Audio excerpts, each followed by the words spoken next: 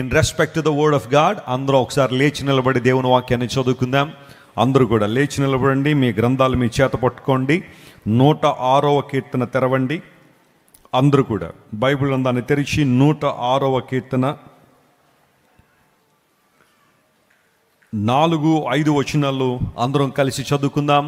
Psalm 106 verses 4 and 5. Let us all read together for the glory of God. యెహోవా, నీవు ఏర్పరచుకొనిన వారి క్షేమము నేను చూచుచు, నీ జనులకు కలుగు సంతోషమును బట్టి నేను సంతోషించుచు, నీ స్వాస్థ్యమైన వారితో కూడి కొనియాడునట్లు నీ ప్రజల యందు నీకున్న దయ చొప్పున నన్ను జ్ఞాపకమునకు తెచ్చుకొనుము. దేవుడి పరిశుద్ధ వాక్య భాగమును దీవించునుగాక. దయచేసి కూర్చునండి. మీలో ఎంతమంది రోజు బైబిల్ చదువుతున్నారనే ప్రశ్న వేస్తే ఎంతమంది చేతులు ఎత్తుతారో నాకైతే తెలియదు, కానీ చాలామంది దేవుని వాక్యాన్ని చదివే వాళ్ళు ఉన్నారు, కొంతమంది దేవుని వాక్యాన్ని నిర్లక్ష్య పెట్టే వాళ్ళు కూడా ఉన్నారు. శరీరానికి రోజు ఆహారం ఎలా పెడుతున్నామో మన లోపల ఉన్న ఆత్మకు రోజు ఆహారము దేవుని వాక్యం, జీవాహారము దేవుని వాక్యం. వాక్యాన్ని నువ్వు ఎంతగా పఠిస్తావో, దేవుని వాక్యాన్ని ఎంతగా ధ్యానం చేస్తావో అంతగా నువ్వు ఆత్మలో అభివృద్ధి పొందుతావు. యేసు ప్రభు వారి లోకంలో ఉన్న కాలంలో ఆయన ఒకసారి ఇలాగే చాలామందితో మాట్లాడుతుంటే ఒక స్త్రీ లేచి నిలబడి గట్టిగా కేకలు వేస్తుంది. ఏంటి ఆ కేకలు అని పరిశీలన చేస్తే ఆమె ఇలా అంటుంది, యేసు ప్రభువా, నిన్ను కనిన గర్భము ధన్యమైనది అని కేకలు వేసింది. Lord blessed is the womb that bore you. నిన్నెవరైతే కన్నారో నిన్ను మోసిన గర్భము చాలా ధన్యమైంది ప్రభువా. అంటే మరియమ్మ గారిని ఆమె పొగుడుతూ లేదా అభినందిస్తూ ఆమె ధన్యురాలని చెబుతూ మరియమ్మ గారు యేసు ప్రభువుని మోసింది కాబట్టి ఆమె చాలా గొప్పది అని కేకలు వేస్తుంది. యేసు ప్రభు వారు ఆయన ఒక మాట చెప్పారు, అమ్మా నువ్వు చెప్పిన మాటకు నేను ఏకీవిస్తున్నాను, అందులో పొరపాటు ఏం లేదు, నువ్వు మాట్లాడిన దానిలో పొరపాటు ఏం లేదు. అవును కానీ, అవును అని చెప్పి గాని అనే ఆ మాట మాట్లాడి ప్రభువారు ఇంకో మాట చెప్పారు. అదేనంటే, ఎవరైతే నా వాక్యమును విని దాన్ని గైకుంటారో వారు నన్ను భౌతికంగా కనిన గర్భము కన్నా వారు గొప్పవారు అన్నాడు. Praise the Lord. అంటే దేవుని దృష్టిలో ఎవరు గొప్పవారు, ఎవరు విలువైన వారంటే వాక్యాన్ని విని ఆ వాక్యమును ఏం చేయాలట, గైకొనాలి. గైకొనుట అంటే వాక్య ప్రకారం జీవించుట. చాలాసార్లు దేవుని వాక్యం మనం వింటున్నాం, అది చాలా మంచిదే, కానీ ఎన్ని వాక్యాలు మన జీవితాల్లో అన్వయించుకుంటున్నాం అనేది పరిశీలించాలి. కోపం మానము, ఆగ్రహం విడిచిపెట్టు అని బైబిల్ చెప్పినప్పుడు ఆ వాక్యం నీకు విన్నప్పుడు మానతున్నావా కోపాన్ని? లేదా ఇంటికి వెళ్ళిన తర్వాత మరలా అదే కోపము, అదే ఆగ్రహము, అదే దుష్టత్వం, అదే భక్తిహీనత, అదే లోక సంబంధ అనుభవాల్లో నువ్వు బ్రతుకుతూ ఉంటే నువ్వు దేవుని మందిరానికి వచ్చి ఏం ప్రయోజనం, ఏమీ లాభం? ఇక్కడ ఏదైనా ఒక విషయాన్ని నువ్వు నేర్చుకోకపోతే, ఏదైనా ఒక విషయాన్ని ఆచరణలో పెట్టకపోతే, పరిశుద్ధాత్మ దేవుని యొక్క సహాయాన్ని కోరుకుని ప్రభువా నేను నీ కోసం ఇలా బ్రతకాలని ఆశిస్తున్నాను, నిర్ణయించుకుంటున్నాను నీ కోసం జీవించాలని, నీవు నాకు సహాయం చేయ ప్రభు అని దేవుని మీద ఆధారపడి ఆయన కోసం జీవించగలిగితే అప్పుడు కదా దేవుని దీవెనల ఆశీర్వాదాలు మనం చూసేది. దేవుని వాక్యాన్ని వినడం ఎంత ప్రాముఖ్యమో వాక్యాన్ని గైకొనడం కూడా అంతే ప్రాముఖ్యం. 106వ కీర్తన దావీదు భక్తుని ద్వారా రచించబడిన కీర్తన. కీర్తనలో ఎన్ని కీర్తనలు కనబడతాయి మనకి? కీర్తన గ్రంథంలో 150 కీర్తనలు. Largest book in the Bible. బైబిల్లో ఉన్న అన్ని పుస్తకాల కన్నా కీర్తనల గ్రంథం కొంచెం పెద్ద పుస్తకం. ఎందుకోసం అంటే 150 కీర్తనలు దానిలో కనబడతాయి. ఈ కీర్తనలను పూర్వదినాల్లో పాడేవారు, పాటలుగా పాడేవారు. ఇప్పుడు అంత ఓపిక మనకు రాక, లేక ఆ రాగాలు మనకు రాక వాటిని ఏం చేసుకుంటున్నాం, మనం చదివేస్తున్నాం. అయితే కీర్తనలు పూర్వదినాల్లో పాడుతూ ఉండేవారు, రాగాలు కట్టి పాడేవారు. మీరు ఎప్పుడైనా కీర్తనలు చదువుతున్నప్పుడు ఆ సూపర్స్క్రిప్షన్లో అంటే ఆ పైన ఇంట్రడక్టరీ పార్ట్లో ఏ రాగం మీద ఈ పాట పాడేవారు అనే విషయాలు అక్కడ రాయబడుతున్నాయి. ఎదుతీన్ అనే రాగం మీద పాడబడింది. ఇలా కొన్ని రాగాల పేర్లు కీర్తన గ్రంథంలో మనం చూస్తూ ఉంటాం. ఆ రాగాల్లో ఈ పాటలు పాడుతుండేవారు, దేవుని స్తుతించేవారు. దేవుని స్తుతించడం అనేది మానవ జీవితంలో చాలా ప్రాముఖ్యమైన అంశం. కొంతమంది ఈ రోజుల్లో దేవుడు లేడని వాదించేవాళ్ళు నువ్వు దేవుణ్ణి స్తుతించడం అనేది అర్థం లేని పని, దేవుడే లేనప్పుడు ఇంకా ఆయన స్తుతించడం ఏంటి? ఈ లోకంలో నీ జీవితానికి నీవే సృష్టికర్తవు. You can create your life, you can create your future. నువ్వు జంతువులోంచి వచ్చావు కాబట్టి, లేదంటే అకస్మాత్తుగా ఈ భూమి మీదకి వచ్చావు కాబట్టి అంతా కూడా దేవునికి మహిమ రావాల్సిన అవసరం లేదు. నీ భవిష్యత్తు నువ్వే క్రియేట్ చేసుకోవచ్చు. నీకు ఇష్టానుసారంగా నువ్వు బ్రతికే, నీకు ఎలా తోస్తే అలా జీవించాయని దేవుణ్ణి ప్రక్కన పెట్టడం ద్వారా ఇష్టానుసారంగా జీవించాలనే ఆలోచన చాలా మందిలో కనబడుతుంది. అయితే క్రైస్తవ జీవితం దేవునితో పెనవేయబడిన జీవితం. మనం దేవునితో పెనవేయబడ్డాం, ఆయనలో మనం జీవిస్తున్నాం. పౌలు భక్తుడు అన్నట్టుగా మనందరం క్రీస్తు ప్రభులో ఉనికి కలిగి ఉన్నాం. We have our existence in Jesus. క్రీస్తు ప్రభులో మనకు ఉనికి ఉంది కాబట్టి మనకు ఉనికినిచ్చిన దేవుణ్ణి మనస్ఫూర్తిగా మనం స్తుతించాలి, ఆయన ఆరాధించాలి. కీర్తనల గ్రంథం ప్రభువుని ఆరాధించడం అంటే ఏంటో నేర్పిస్తుంది.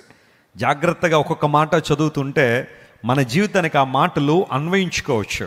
ఫర్ ఎగ్జాంపుల్, నా ప్రాణమా యెహోవాను సన్నుతించుము, ఆయన చేసిన ఉపకారముల్లో దేనిని మరువొద్దు అని భక్తుడు అన్నట్టుగా మనం కూడా దేవుణ్ణి మరిచిపోకుండా, ఆయన చేసిన కార్యములను మర్చిపోకుండా కృతజ్ఞత కనుక చెల్లిస్తే ఖచ్చితంగా మన జీవితంలో దేవుని యొక్క ఆశీర్వాదాలు పొందుకుంటాం.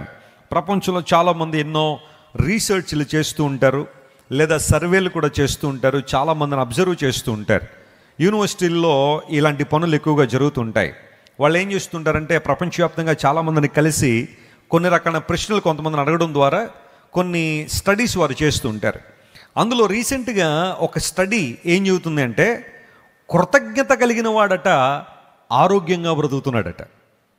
చెప్పండి, కృతజ్ఞత కలిగిన వారు ఎలా బ్రతుకుతున్నారట? ఆరోగ్యంగా బ్రతుకుతున్నారంట. చాలాసార్లు నువ్వు దేవుని స్తుతించు, కృతజ్ఞత కలిగి ఉండు, గ్రాటిట్యూడ్ అనేది నీలో ఉండాలి అని దేవుని సేవకులకు ఎందుకు చెబుతున్నాను తెలుసా? కృతజ్ఞత అనేది కేవలం దేవునికి మహిమను మాత్రమే కాదు, మనకు కూడా ఏమిస్తుంది? మంచి ఆరోగ్యాన్ని ఇస్తుంది. ఒక గ్రాటిట్యూడ్ కలిగిన వ్యక్తి, కృతజ్ఞత కలిగిన వ్యక్తి యొక్క మెదడులోనట కొన్ని రకాలైన హార్మోన్లు రిలీజ్ అవుతుంటాయట. ఆ హార్మోన్లట దేహానికి చాలా మంచి చేస్తాయట. మీరు ఎప్పుడు చూడండి, కొన్నిసార్లు కోపంతో ఊగిపోయేవారు, అసూయతో రగిలిపోయేవారు, ద్వేషం పెంచుకున్నవారు, ప్రతీకారంతో ఉంటారు చూసారు కొంతమంది, రివెంజ్ అనేది తీర్చుకోవాలని. అలాంటి వారు తరచుగా అనారోగ్యాలు పాలవుతుంటారు. ఏదో రకమైన రోగాలు, అనారోగ్యాలు వారిని కమ్ముకుంటుంటే కారణం ఉండదు తెలుసా? వారి దేహంలో ఉన్న భావోద్రేకాలను వారు కంట్రోల్ చేసుకోవట్లేదు కాబట్టి అవి దేహం మీద దుష్పరిణామాలు లేదా దుష్ఫలితాలను అవి చూపిస్తూ ఉన్నాయి. నువ్వు నిజంగా ఆరోగ్యంగా బ్రతకాలంటే, దీవెనకరంగా ఉండాలంటే, సంతోషంగా ఉండాలంటే నీ జీవితంలో కృతజ్ఞత ఉండాలని తెలియచేస్తూ ఉన్నారు. ప్రభువును స్తుతించే అనుభవం అంత గొప్పది. ఇక్కడ దావీదు భక్తుడు చక్కని ప్రార్థన చేస్తున్నాడు. అదేంటంటే, Lord remember me, Lord consider me. నన్ను నువ్వు కన్సిడర్ చేయాలి ప్రభువా, నువ్వు నన్ను జ్ఞాపకం చేసుకోవాలన్నాడు. సరే, దావీదు దేవుడు నేను జ్ఞాపకం చేసుకుంటాడు. ఎందుకు నేను జ్ఞాపకం చేసుకోవాలి? నువ్వు ఏమి సాధిస్తావని, ఏం చేస్తావని, నీ ఉద్దేశం ఏమై ఉంది? దేవుడిని నేను ఎందుకు జ్ఞాపకం చేసుకోవాలి? ఆయన ఎందుకు తన కృపని మీద కృమ్మరించాలి? ఎందుకు ఆయన ప్రేమను నిరంతరాయంగా నీ మీద చూపించాలి అంటే, నేను కొన్ని పనులు చేద్దాం అనుకుంటున్నాను ప్రభువా, అందుకు నీవు నన్ను జ్ఞాపకం చేసుకోవాలి. I want to do something, for that I want you to remember me, I want you to consider me. నన్ను నువ్వు కన్సిడర్ చేయాలి ప్రభు అని దావీదు భక్తుడు దేవుని వైపు చూస్తున్నాడు. జ్ఞాపకము చేసుకొనుము అనే ప్రార్థన, దాన్ని హిబ్రూ భాషలో జ్ఞాపకం అన్న మాటకు జకార్ అనే పదం ఉపయోగించారు. జకార్ అనగా రిమెంబర్, కన్సిడర్ అండ్ థింక్. నా గురించి ఆలోచించే ప్రభువా, నన్ను జ్ఞాపకం చేసుకో ప్రభువా అని. కొన్నిసార్లు మనం కూడా చాలా ముందరికి వెళ్తాం కదా, ఏమన్నా నేను జ్ఞాపకం ఉన్నానా, కొంచెం నన్ను జ్ఞాపకం చేసుకోండి అని కొంతమందిని అడుగుతూ ఉంటా. ఎందుకు జ్ఞాపకం చేసుకోవాలి అంటే, వారి నుండి ఏదో ఒక ప్రయోజనం మనం ఆశించి నన్ను జ్ఞాపకంలో ఉంచుకోండి, నన్ను జ్ఞాపకం చేసుకోండి అని. ఇక్కడ దావీదు భక్తుడు కొన్ని ఉద్దేశాలు కలిగి ఉన్నాడు. ఆ ఉద్దేశాలు నెరవేర్చబడ్డానికి, దేవా నీ కృప నాకు అవసరం, నీ ప్రేమ నాకు అవసరం, నీ దయ నాకు అవసరం, నువ్వు నన్ను జ్ఞాపకం చేసుకోవాలని దేవుని సన్నిధిలో ప్రార్థించాడు. ఇప్పుడు ఆ మాటలో దాగి ఉన్న కొన్ని ఆధ్యాత్మిక సత్యాలు మీతో మాట్లాడతాను. ఎందుకు దావీదును దేవుడు జ్ఞాపకం చేసుకోవాలని కోరుకున్నాడు? దావీదు ఎందుకు అలాంటి అభిలాషను కలిగి ఉన్నాడంటే, మొట్టమొదటిగా నీవు ఏర్పాటు చేసుకున్న వారి క్షేమమును నేను చూచున్నట్లుగా. దేవుని స్తోత్రం చెప్దాం ఒకసారి, హల్లెలూయా.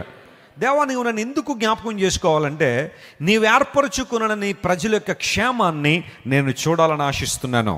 What a wonderful desire. చాలాసార్లు మనం దేవుని బిడ్డలమని చెప్పుకుంటున్నా, క్రీస్తు బిడ్డలమని మనం చెప్పుకుంటున్నా, దేవుని ఆత్మ ద్వారా నింపబడ్డామని చెప్పుకుంటున్నా, ఇతరుల క్షేమాన్ని ఓరవలేని దుస్థితిలో మనం ఉంటాం. ఎవరైనా కొంచెం అభివృద్ధి పొందుతూ ఉంటే, ఎవరైనా కొంచెం జీవితంలో పైకి వస్తూ ఉంటే, వారి బిడ్డలు కొంచెం అభివృద్ధిలోనికి వస్తూ ఉంటే, ఏదో తెలియని ఒక బాధ కొంతమందిని బాగా వేధిస్తూ ఉంటారు. బాగా ఒక మాటలో చెప్పాలంటే కృంగదీసేస్తూ ఉంటారు. ఒకలాంటి అసహనాన్ని డెవలప్ చేసుకుంటూ ఉంటారు హృదయంలో. వారికి ఎన్నున్నా వాటి మీద ఆనందం ఉండదు, కానీ ఇతరులు బాగుపడుతున్నారు లేదా ఇతరులు కొంచెం పైకి వస్తున్నారు అనేసరికి ఒకలాంటి మత్సరాన్ని కొంతమంది డెవలప్ చేసుకుంటూ ఉంటారు. అయితే భక్తుడు అంటున్నాడు, ప్రభువా నేను ఒక ఆధ్యాత్మికమైన మెచ్యూరిటీలోనికి రావాలని ఆశిస్తున్నాను, ఒక పరిపక్వతలో రావాలని ఆశిస్తున్నాను. ఆ ప్రాంతంలో ఉన్నప్పుడు నువ్వు ఎవరినైతే నువ్వు ఏర్పాటు చేసుకున్నావో వారి క్షేమాన్ని చూసినప్పుడు నేను ఆనందించాలి ప్రభువా, నేను సంతోషించాలి. ఎంత చక్కని కోరిక, ఎంత చక్కని అభిలాష. యేసుక్రీస్తు ప్రభువును అంగీకరించిన మనందరిలో కూడా ఇలాంటి అనుభవం ఉండాలి. దేవుడు ఎవరినైనా దీవిస్తూ ఉంటే, ఆశీర్వదిస్తూ ఉంటే, ఏర్పరచబడిన దేవుని జనాంగం దీవెన పొందుతూ ఉంటే వారితో కలిసి మనం కూడా ఏం చేయాలి చెప్పండి? ఆనందించాలా, వారితో కలిసి దేవుని స్తుతించాలి. ఇక్కడ ఒక అంశం ఏంటంటే, దేవుడు ఏర్పరచుకుని వారు క్షేమం కలిగి బ్రతుకుతారు. స్తోత్రం చెప్పండి, హల్లెలూయా. ఎంఫసిస్ చేయబడిన మాట అదే. దేవుని ఏర్పాటులో ఆయన ఏర్పరచుకుని వారు క్షేమాన్ని కలిగి ఉన్నారు. దావీదు భక్తుడు అందుకనే మాట్లాడుతూ అంటాడు, కృపాక్షేమములు నా వెంట వచ్చును, చిరకాలము యెహోవా మందిరములో నేను నివాసం చేస్తాను. 23వ కీర్తన రాస్తూ అంటాడు, ప్రభువా కృపయు మరియు క్షేమము నా వెంట వస్తున్నాయి, అందును బట్టి నేను చిరకాలము నీ దగ్గరే ఉంటాను ప్రభువా, నీ దగ్గర నివాసం చేస్తాను. కృప మరియు క్షేమాన్ని దయచేసే దేవుడు. ఒకసారి ఒక ప్రాంతంలో ఒక ఆమె పాస్టర్ గారి దగ్గరికి వచ్చి, అయ్యగారు నా వెనకాల ఎప్పుడో ఒక ఇద్దరు వస్తున్నట్టుగా నాకు అనిపిస్తూ ఉంటుందండి, భయం వేస్తుందండి అందట. కొంచెం దాన్ని ఎలాబొరేట్ చేయమ్మా, ఏంటి సంగతి అంటే, ఏం లేదు నేను ఇంట్లోంచి అలా బయటకు వస్తాను, రోడ్డు మీదకి రాగానే ఎవరో ఇద్దరు నా వెనకాల వస్తున్నట్టు అనిపిస్తుందండి, కొంచెం టెన్షన్ పెరుగుద్ది, వేగంగా నడుస్తూ ఉంటాను, భయం వేస్తూ ఉంటుందండి. నేను ప్రయాణం చేస్తున్నా లేకపోతే ఏ పని చేస్తున్నా ఎవరో ఇద్దరు నా వెనకాల ఉన్నట్టు అనిపిస్తూ ఉంటుందని అంటే, దేవుని సేవకుడు ఆమెకు ఒక మంచి మాట చెప్పాలని ఆశించి, అమ్మా నీ వెనకాల ఇద్దరు ఉన్నమాట వాస్తవమే, అయితే ఆ ఇద్దరు ఎవరంటే ఒక ఆయన పేరు కృప, ఇంకొక ఆయన పేరు క్షేమం అన్నాడంట ఆయన. ఎందుకంటే భక్తుడు అదే కదా అన్నాడు, కృపా క్షేమములు నా వెంట వస్తున్నాయి. కొంతమంది స్త్రీలు చీకట్లో నడవడానికి భయపడతారు, ఏమో ఎవరో వచ్చేస్తున్నారు వెనకాల. ఎవరు రారు కానీ వారి ఫీలింగ్ అన్నమాట కదా, ఎవరో వస్తున్నారు వెనకాలని మాటి మాటికి వెనక తిరిగి చూసుకుంటారు. నువ్వు అలా చూసుకోవాల్సిన అవసరం లేదు, కంగారు పడాల్సిన అవసరం లేదు. నీ వెనకాల ఎవరైనా వస్తున్నారు అంటే వాళ్ళు ఎవరై ఉంటారనమాట, కృప మరియు క్షేమము. ఎప్పుడు నువ్వు సింహాలకి వెళ్ళి వస్తున్నప్పుడా? ఎప్పుడు కృపాక్షేమాలు నీ వెంట వస్తాయి? కళ్ళు పాకలోనికి వెళ్ళి శుభ్రంగా తాగేసి ఇంటికి వెళ్తున్నప్పుడా? అప్పుడా నువ్వు క్లెయిమ్ చేసేది? నో, అలాంటి సమయాల్లో కాదు కృపాక్షేమాలు వచ్చేది. నువ్వు దేవుని కార్యాల్లో ముందుకు సాగిపోతున్నప్పుడు, దేవుని మహిమార్థమే జీవిస్తున్నప్పుడు, ఆయన చిత్తాన్ని నెరవేరుస్తున్నప్పుడు దేవుడు కృపయు మరియు క్షేమాన్ని నీ వెంట పంపిస్తున్నాడు. అధైర్యపడడానికి వీలు లేదు. నీవు ఏర్పరచుకున్న వారి క్షేమము నేను చూచినప్పుడు, దేవుని ఏర్పాటు చాలా గొప్పది ప్రియులారా. లేఖనాలు చదువుతో మాట జ్ఞాపకం చేస్తాను చూడండి. ఎఫెసీయులకు రాసిన పత్రిక 1వ అధ్యాయం 6వ వచనం చదివితే అందులో ఒక మాటను పౌలు మహాశయుడు ఇలా రాసుకుంటూ వచ్చాడు. ఎఫెసీయులకు రాసిన పత్రిక 1:6. ఎట్లనగా తన ప్రియుని యందు తాను ఉచితముగా మనకు అనుగ్రహించిన తన కృపా మహిమకు. ఆ మాటలన్నీ కాకుండా చివరి మాట చదవండి ఒకసారి. జగత్తు పునాది వేయబడక మునుపే ప్రేమ చేత, ఆ మాట అండర్లైన్ చేసుకోండి, ప్రేమ చేత ఆయన క్రీస్తులో మనలను ఏర్పరచుకున్నాడు. ఆయన క్రీస్తులో మనలను ఏం చేసుకున్నాడట? ఆయన ఏమన్నా మాట గమనించండి, దేవుడు మనల్ని ఎందుకు కోరుకున్నాడట? మనం బాగా అందంగా ఉన్నామనా? దేవుడు ఎందుకు కోరుకున్నాడు మనల్ని? బాగా డబ్బు ఉందనా? ఈ సహోదరునికి బాగా ధనం ఉంది కాబట్టి నాకు చాలా మేలు జరుగుద్దని దేవుడు కోరుకున్నాడా మనల్ని?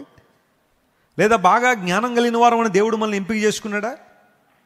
దేవుని లేకుండా సెలవిస్తూ ఉంది, ప్రేమ చేత ఆయన మనల్ని ఏం చేశాడు? ఆయన ఏర్పాటు చేసుకున్నాడు. It's all about love.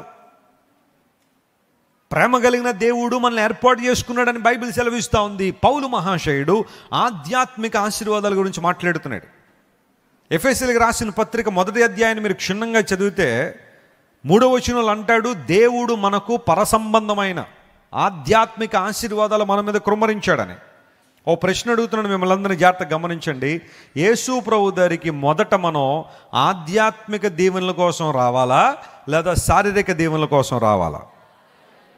అందరూ మనస్ఫూర్తిగా గట్టిగా చెప్పాలి ఈ మాట. Yes, wonderful. We have come to Jesus for spiritual blessings. ఆధ్యాత్మిక దీవెనల కొరకు దేవుని దగ్గరికి రావాలి. మరి శారీరకంగా దేవుడు మనల్ని దీవించడా అంటే ఖచ్చితంగా దీవిస్తాడు. ఆయన ఖచ్చితంగా మనల్ని ఆశీర్వదిస్తాడు. నీ కుటుంబాన్ని దేవుడు దీవిస్తాడు, నీ కష్టార్జితాన్ని దేవుడు దీవిస్తాడు, నీ బిడ్డలను దేవుడు దీవిస్తాడు, నీ భవిష్యత్తును దేవుడు దీవిస్తాడు. అయితే అన్నిటికన్నా ప్రాముఖ్యంగా యేసు ప్రభువు దగ్గరికి మనం ఎందుకు రావాలంటే ఆత్మలో ఆశీర్వాదాలు పొందడానికి. ఆమేన్. ఆధ్యాత్మిక దీవెనలు పొందడానికి దేవుని దగ్గరికి రావాలి. ఆ దీవెనలు ఏంటి పౌలా అని అడిగితే, ఆ ఎఫెసీయులకు రాసిన పత్రికలోనే మొదటి అధ్యాయంలో పౌలు అంటాడు, జాగ్రత్త వినండి. మొట్టమొదటి మాట, మనము దేవుని చేత ఏర్పాటు చేయబడ్డాము. రెండవ మాట, క్రీస్తు ప్రభు ద్వారా విమోచింపబడ్డాము. మూడవ మాట, పరిశుద్ధాత్మ ద్వారా ముద్రించబడ్డాము. ఈ మూడు మాటలు అందరూ గుర్తుపెట్టుకోవాలి. ఒకటి, దేవుని ద్వారా మనం ఏం చేయబడ్డాం? ఏర్పాటు చేయబడ్డాం. రెండవది, క్రీస్తు రక్తము ద్వారా మనం ఏం చేయబడ్డాం? విమోచింపబడ్డాం. మూడవది, పరిశుద్ధాత్మ ద్వారా మనం ఏం చేయబడ్డాం? ముద్రించబడ్డాము అనే మాటలు మూడు ప్రాముఖ్య విషయాలు అక్కడ రాసుకుంటూ వచ్చారు. యేసుక్రీస్తు ప్రభువును అంగీకరించడం ద్వారా మనకు కలిగే ప్రయోజనం ఏంటంటే, మొట్టమొదటిగా ఆయన మనకు విమోచన ఇస్తున్నాడు. తన రక్తము ద్వారా దేవుడు మనల్ని విమోచించాడు. పూర్వదినాల్లో ఎవరైనా ఒక స్లేవ్ని విడిపించాలంటే, ఒక బానిసను విడిపించాలంటే కొన్ని రకాలైన పరిస్థితులు ఉండేవి. ఎవరైనా ఒక బానిస ఉన్నాడు అంటే, ఆ బానిస ఎలా అయ్యాడు, స్లేవ్గా ఎందుకు మారాడంటే కొన్ని రకాలైన చరిత్రలు మనం చూస్తూ ఉంటాం. ఒకవేళ తండ్రి చేసిన అప్పు బిడ్డల మీద పడేది. ఇప్పుడు కూడా అంతే కదా, తల్లిదండ్రులు చేసిన అప్పులు ఎవరు చెల్లించాలి? ఇప్పుడు పిల్లలు చెల్లించాలి. ఎందుకంటే వాళ్ళు వారసులు కాబట్టి వాళ్ళ ఆస్తులు మాత్రమే కాదు, వాళ్ళ అప్పులు కూడా ఏం చేయాలి? పంచుకుంటారు కొంతమంది. తల్లిదండ్రులారా జాగ్రత్త వినండి, మీ పిల్లలకి ఆశీర్వాదాన్ని ఇచ్చి వెళ్ళండి, కానీ అప్పులు మాత్రం వాళ్ళ మీద పెట్టి వెళ్ళకండి. వ్యర్థమైన రీతిలో అప్పులు చేయకండి. ఏదైనా అతి తీవ్రమైన అవసరత ఏమన్నా వస్తే కొంతమంది అప్పులు చేస్తూ ఉంటారు, అది కూడా ప్రోత్సహించం. కానీ ఒకవేళ అలాంటి సందర్భంలో ఓకే, కానీ కొంతమంది ప్రతి చిన్నదానికి ఏం చేస్తూ ఉంటారు చెప్పండి?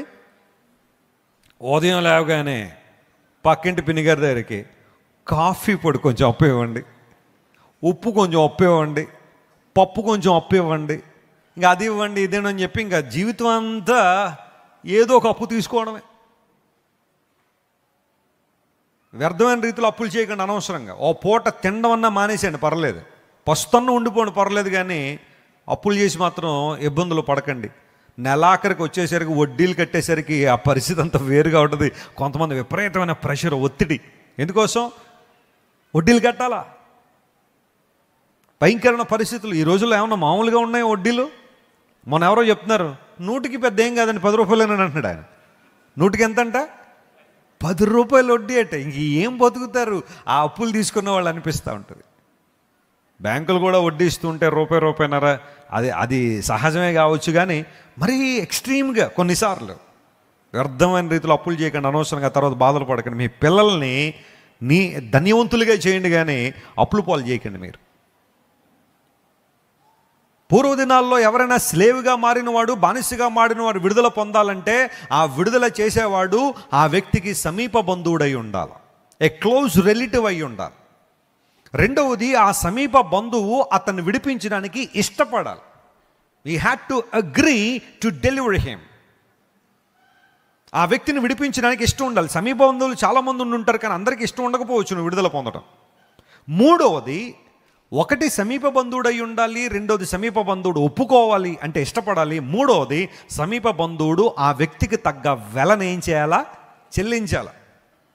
ఇప్పుడు ఫర్ ఎగ్జాంపుల్ ఒక స్లేవ్ ఉన్నాడు, ఒక బానిస ఉన్నాడు, అతని యజమానుడు ఉన్నాడు. దగ్గరికి వెళ్ళి, నేనేనండి అతని సమీప బంధువుని, నేను ఒప్పుకుంటున్నానండి, కొంచెం వదిలేయండి అన్నాడు అనుకోండి. ఏమంటాడు ఆయన?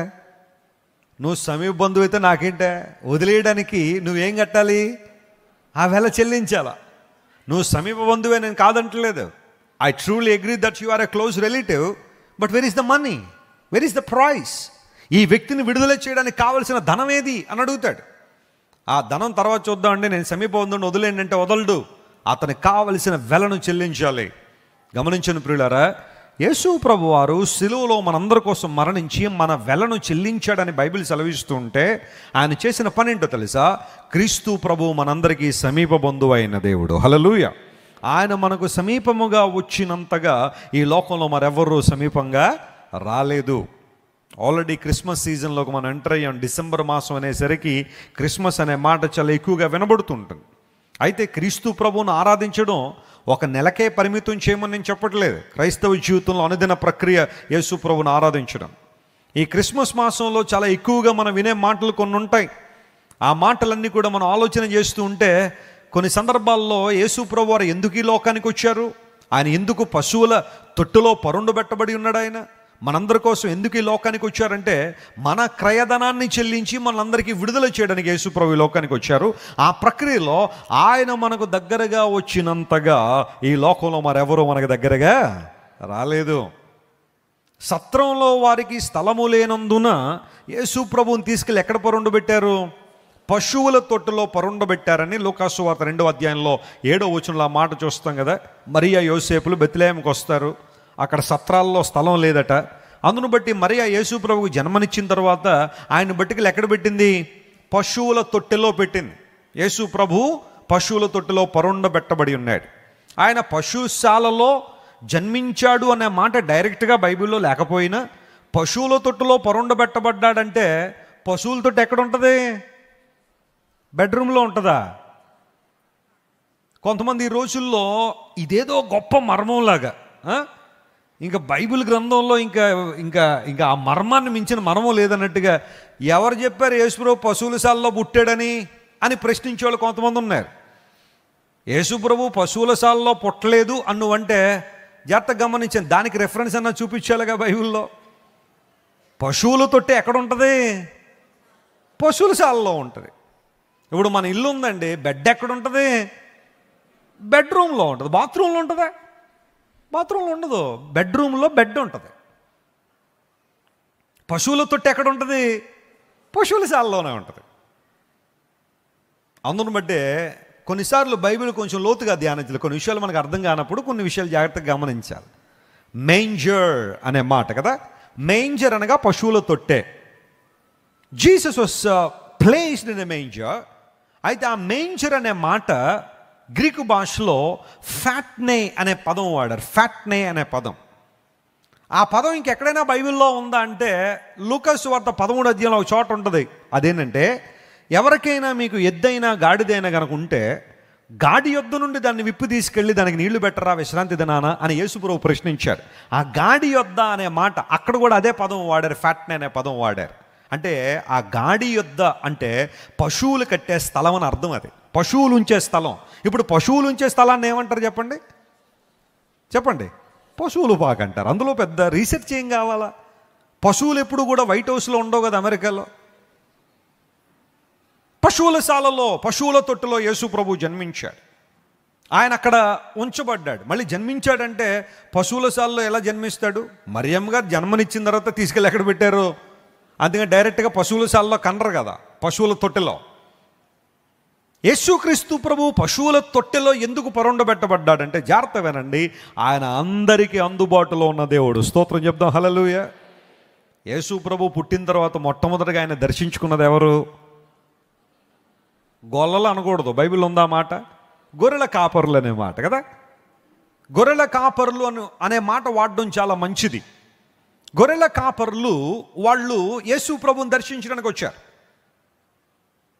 ఇప్పుడు అడుగుతున్నాను, యేసు ప్రభు మనకి ఎంత దగ్గరగా వచ్చారు అంటే, యేసు ప్రభు ఉంచబడిన పశువుల తొట్టిలో పరుండబెట్టబడిన యేసు ప్రభును చూడడానికి గొర్రెల కాపరులు వస్తున్నప్పుడు ఎవరైనా వారిని అడ్డగించారా? నువ్వు ఇక్కడికి రావడానికి వీలు లేదని ఎవరైనా అన్నారా? నీ కులమేంటో చెప్పు ముందు, నీ కులమేంటో తెలిస్తేనే లోపలికి రాణిస్తామని ఎవరైనా అన్నారా? పోనీ 150 రూపాయలు టికెట్ పెడుతున్నావు, ఆ టికెట్ రుసుము చెల్లిస్తేనే నువ్వు లోపలికి రావాలని ఎవరైనా అడిగారా? నీ జాతి ఏంటో చెప్పు, నీ కులం ఏంటో చెప్పు, నీ మతం ఏంటో చెప్పు. ఒకవేళ నువ్వు విఐపి టికెట్ ఏమైనా కొనగలవేమో చెప్పు, 500 రూపాయలు, అప్పుడే నువ్వు లోపలికి వస్తావని అన్నారా? పశువుల శాలలో పరుండబెట్టబడిన యేసయ్యను చూడడానికి టికెట్లు అవసరం లేదు. గట్టిగా చప్పట్లు కొట్టి దేవుని మహిమపరచండి. నా యేసయ్యను ఎవరైనా దర్శించుకోవచ్చు. ఆయన ఎవరైనా ఆరాధించవచ్చు. యేసుక్రీస్తు ప్రభు అందరికీ అందుబాటులో ఉన్న దేవుడు. ఆయన హీఈస్ యాక్సెసిబుల్ టు ఎవ్రీబడి. సమీపంగా వచ్చాడు. అందును బట్టే సమీప బంధువుడై ఉండాలి. ఒక వ్యక్తిని విడిపించాలంటే నా యేసయ్య నాకు సమీప బంధువు. ఇంకో మాటలో చెప్పాలంటే బంధువు కన్నా ఎక్కువ. హల్లెలూయా. ఓ పాట మనందరం పాడుతుంటాం కదా, నా బంధువు నీవే, నా మిత్రుడ నీవే, నా బంధుమిత్రుడ నీవే యేసయ్యా. నా బంధువు నీవే, నా మిత్రుడ నీవే, నా బంధుమిత్రుడ నీవే యేసయ్యా. అందరూ నన్ను విడిచినా నీవు నన్ను విడువనంటివే. అందరూ నన్ను విడిచినా నీవు నన్ను విడువనంటివే. నా తల్లియు నీవే, నా తండ్రియు నీవే, నా తల్లి తండ్రి నీవే యేసయ్యా. నా తల్లియు నీవే, నా తండ్రియు నీవే, నా తల్లి తండ్రి నీవే యేసయ్యా. నా తోడుయు నీవే, నా నీడయు నీవే, నా తోడు నీడ నీవే యేసయ్యా. నా బంధువు నీవే, నా మిత్రుడ నీవే, నా బంధుమిత్రుడ నీవే యేసయ్యా. నా సమీప బంధువు నా యేసయ్య. నా కోసం ఈ లోకాన్ని దిగి వచ్చి నాకు సమీపంగా వచ్చాడు. అంత మాత్రం కాకుండా నా కొరకు క్రయధనాన్ని చెల్లించడానికి ఆయన ఏం చేశాడు చెప్పండి? ఒప్పుకున్నాడు. ఆయన మనుష్య కుమారుడు పరిచర్య చేయించుకోవడానికి రాలేదు, కానీ పరిచారం చేయుటకును అనేకులకు ప్రతిగా విమోచన క్రయధనాన్ని చెల్లించడానికి వచ్చాడు. హి హ్యాడ్ అ డిజైర్. ఆయన మరణించడానికి ముందే ఆ మాట చెప్పేశారు. ఆయన నేను వచ్చిందే అనేకుల కొరకు క్రయధనాన్ని చెల్లించడానికి వచ్చాను. I have come to pay the penalty for all my people in order to deliver them from their bondage. వారి బంధకాలలోంచి, పాపాంధకారములో నుండి, అపరాధములలో నుండి, దోషములలో నుండి, శాపగ్రస్తమైన అనుభవాల్లోంచి విడుదల చేయడానికి లోకానికి వచ్చాను. ఒక వ్యక్తి యేసు ప్రభువును అంగీకరిస్తున్నాడంటే ప్రతి విధమైన శాపము నుండి విడుదల పొందుతున్నాడు. హల్లెలూయా. ప్రతి దోషము నుండి ఏం పొందుతున్నాడు? విడుదల పొందుతుంది. The moment when you invite Jesus in your life, all the curses have been broken. ప్రతి శాపము, ప్రతి దోషాన్ని ప్రభు తుడిచివేశాడు. మనం ఏర్పాటు చేయబడ్డాం. అందును బట్టే క్రీస్తు ప్రభు రక్తం ద్వారా విమోచించబడ్డాము. ఆ తదుపరి పరిశుద్ధాత్మ ద్వారా ముద్రించబడ్డాం. విమోచన దినం వరకు, until the day of redemption you are sealed by the Holy Spirit God. పరిశుద్ధాత్మ దేవుడు నిన్ను నన్ను ముద్రించాడు. ఆయన కొరకు మనందరం సిద్ధపడినట్లుగా ఏర్పాటు చేసుకున్న దేవుడు ప్రేమ చేత ఏర్పాటు చేసుకున్నాడు. Out of his love he had chosen us. భక్తులు అంటున్నాడు, ప్రభువా అలా ఏర్పరచబడిన వారు ఎవరైతే ఉన్నారో వారి క్షేమాన్ని చూసినప్పుడు నేను ఆనందిస్తున్నాను. వారిని చూడాలని ఆశపడుతున్నాను. క్రీస్తు ప్రభువు ఏర్పాటు చేసుకున్న ఏర్పాటు ఎంత గొప్పది. ఎంతమంది నమ్ముతున్నారు దేవుడు మనల్ని ఏర్పాటు చేసుకున్నాడని? ఆమేన్. ఆయన ఏర్పాట్లో ఉన్నాం కాబట్టి ఇప్పుడు ఎక్కడున్నాం మనం? దేవుని సన్నిధిలో. లేకపోతే ఎక్కడ తిరిగేవాళ్ళం మనం? కొంతమంది అయితే ఖచ్చితంగా చెప్పగలరు కదా, వెస్లన్న దేవుడు నన్ను పట్టుకున్నాడు కాబట్టి ఇప్పుడు ఇక్కడ ఉన్నాను, కానీ లేకపోతే ఎక్కడ ఉండేవాడిని? మామాట ఏం లేదు, చెప్పండి, పర్లేదు. సినిమా హాల్లో కదా. కొంతమంది ఆదివారం రాగానే 2-3 సినిమాలన్నా చూసేయాలనే సంకల్పంతో చాలా గట్టిగా పనిచేస్తారు వాళ్ళు. లేదా ఈరోజు ఎక్కడ ఉండాలి? గుడిసెకి వెళ్ళాలి. అంటే గుడిసె అంటే ఏంటి? పాక కాదు, ఇక్కడ ఉందో ఒకటి రంపచోడవరం అవతల. ఏం బళ్ళేసుకెళ్ళడమే, ఇంకా వెళ్ళిన వాళ్ళందరూ తాగి పడిపోవడం అక్కడ. ఎందుకు వెళ్తున్నావు? ప్రకృతిని ఆస్వాదించడానికి వెళ్తున్నాను. నువ్వు అంత ప్రకృతి ప్రేమికుడు, మరి నువ్వు ప్రకృతిని ఆస్వాదించడానికి వెళ్తున్నాడట. అక్కడ తాగేసి పడిపోతానికి వెళ్తానని చెప్పడం. ఈ రోజుల్లో విహార ప్రాంతాలన్నీ అలాగే ఉన్నాయి.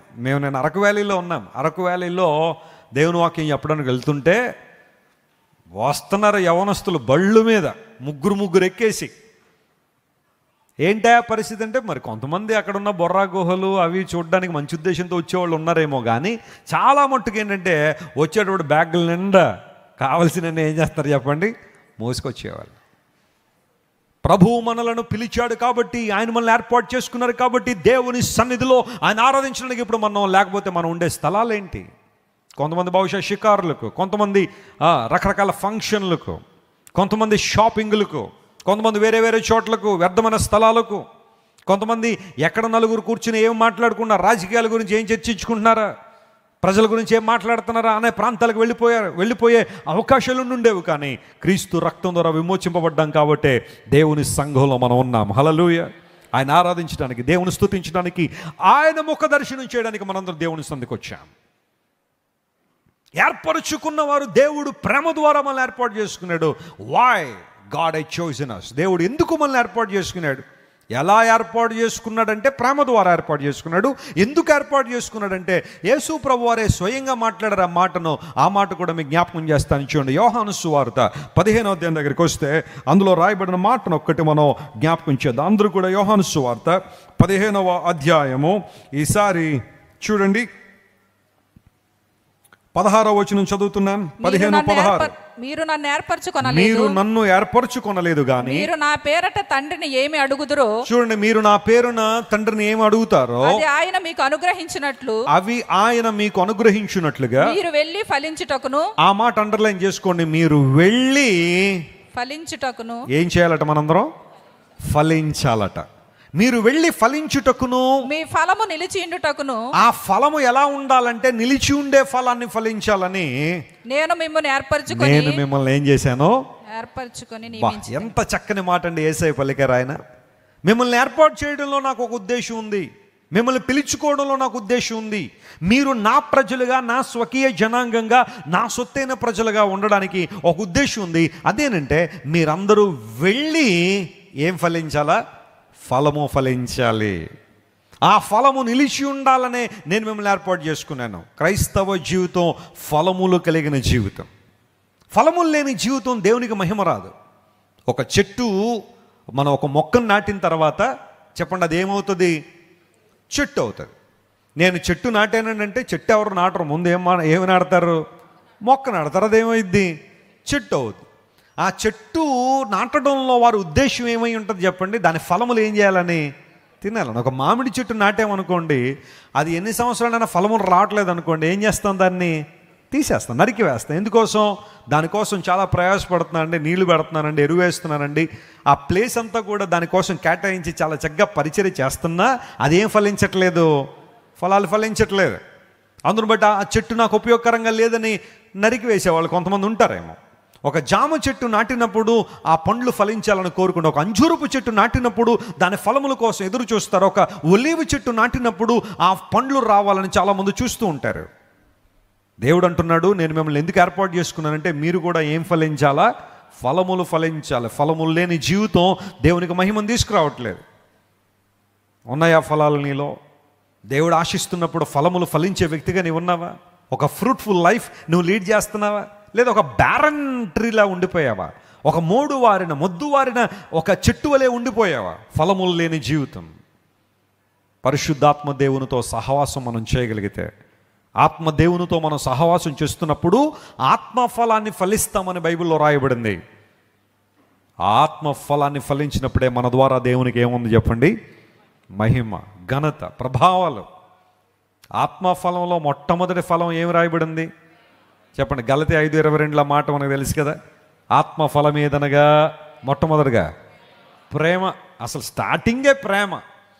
ప్రేమ లేకపోతే అసలు నీ ఫలాల్లో ప్రారంభమే లేదన్నమాట. క్రైస్తవ జీవితంలో ప్రేమ చాలా ప్రాముఖ్యమైనది. లోక ప్రేమ గురించి నేను మాట్లాడడంలా, దేవుని ప్రేమించడం, దేవుని బిడ్డల్ని ప్రేమించడం, నిన్ను వల్ల నీ పొరుగు వారిని ప్రేమించు, ఆ ప్రేమ చాలా చాలా ప్రాముఖ్యమైనది. అలాంటి ప్రేమను మనం కలిగి ఉన్నామా? లేదా ప్రతీకారేచ్ఛతో ఉన్నామా? కోపంతో ఉన్నామా? మత్సరంతో ఉన్నామా? ఆలోచించేయండి. విజయవాడ పట్టణంలో ఒక సర్కిల్ ఇన్స్పెక్టర్ ఒక ఆయన ఉండేవాడు. యేసుప్రభు అంటే అస్సలు పడదు. పెళ్ళై కొంతకాలం అయింది కానీ పిల్లలు లేరు. భార్య ఎవరో సువార్త చెప్తే విన్నది. మొట్టమొదటిగా పిల్లలు లేరు అనే అంశం మీద ప్రభు దగ్గరికి వచ్చింది. అయితే వచ్చిన తర్వాత యేసుప్రభు దైవత్వాన్ని గుర్తించి యేసయ్యను అంగీకరించింది. దేవునిలో కొనసాగుతుంది. భర్తకి ఆ విషయం ఇష్టం కాలేదు. యేసుక్రీస్తు ప్రభువును ద్వేషించే ఆ వ్యక్తి ఆమెను ఆటంకపరచడం ప్రారంభించాడు. అయితే ఆమె పట్టుదలగా దేవుణ్ణి గట్టిగా పట్టుకోవాలని, ఆయన జీవాధిపతి, రక్షణకర్త, సృష్టికర్త అయిన దేవుడు, ఆయన అద్భుతాలు చేసే దేవుడు, ఆయన వైపు చూస్తానని చెప్పి ఆమె దేవుని మందిరానికి రావడం ప్రారంభించింది. భర్తకు అది ఇష్టం లేదు. ఆ సందర్భంలో ఒక రోజున ఆదివారం భార్యకు వార్నింగ్ ఇచ్చాడు, నువ్వు ఈరోజు దేవుని మందిరానికి వెళ్ళడం నాకు ఇష్టం లేదు, వెళ్ళొద్దని. సరే, అతను వెళ్ళిపోయాడు. వెళ్ళిపోయిన తర్వాత ఈ లోపల ఆమె దేవుని మందిరానికి వచ్చేసింది.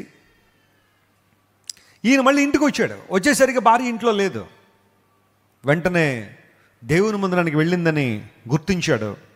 ఇంటికి రాగానే ఆమె మీద విరుచుకుపడ్డాడు. ఒక పోలీస్ ఆఫీసర్ కదా, తనకు ఒక స్టీల్ బెల్ట్ ఒకటి ఉండేది. ఆ బెల్ట్ తీశాడు, భార్యను కొట్టడం ప్రారంభించాడు. ఎంత ద్వేషం అంటే యేసుప్రభు అంటే, ఆ ద్వేషం అంతా కూడా భార్య మీద చూపించాడు.